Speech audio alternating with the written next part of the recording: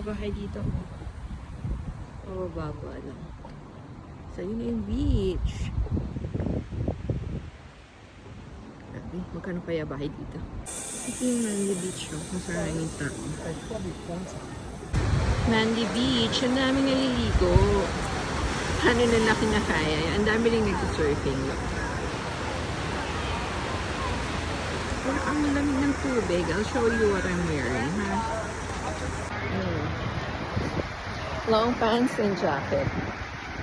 May mga kainan nila, Ben & Jerry's. Tapos may mga resto, pero onti lang.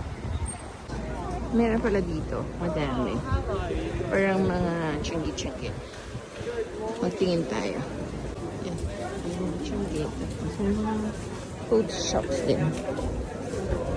Kung wala ka nila lang pang sili, pwede kang bumili dito. Okay, sila house. Meron na kayong sila house na dito. Tapos din sa kabilang may Decathlon. Oh wait, tapos may coast dito. Bili tayo muna ng chips. Bili muna tayo ng brunch dito sa Coast. And there's half rice chips.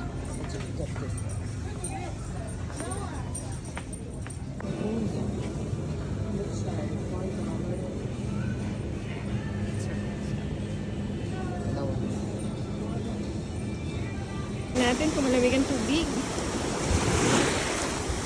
Malamig. Manly Beach. 19 degrees daw ang tent. Malamig ang tubig. Pero mukha namang kayang pagsadaan. May surfing dito, nice. Actually, kayang liguan. Siguro ilang minutes lang na adjust yung temperature. Di ba?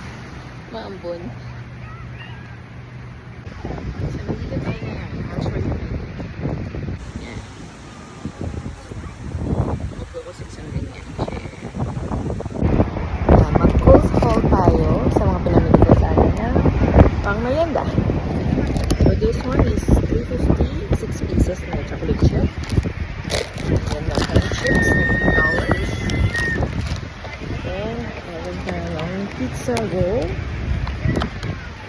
Pizza roll, 2 pieces na $4.15. So, total of $10.65. So, dito, chichempo ko ng kain kasi maraming birds.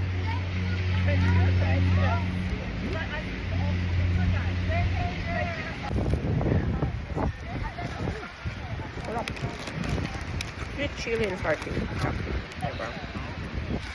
What's wrong?